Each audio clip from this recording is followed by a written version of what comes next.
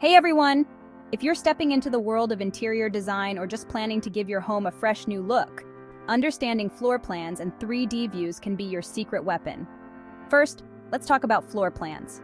These are not just random sketches. They are the blueprint of your vision.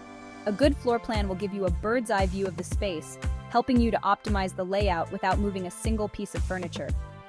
Now, imagine being able to see how your living room would look with that lovely corner sofa, or where to place your new shiny coffee table.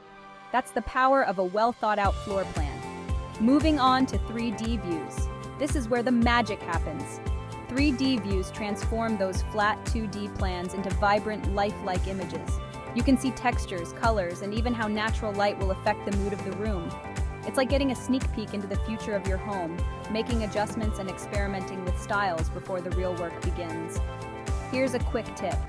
Use software tools that allow you to drag and drop furniture items into your floor plan.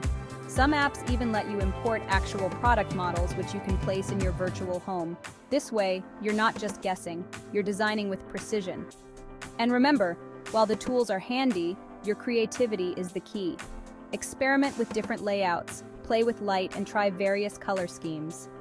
The more you play, the better you'll understand what works for your space and what doesn't.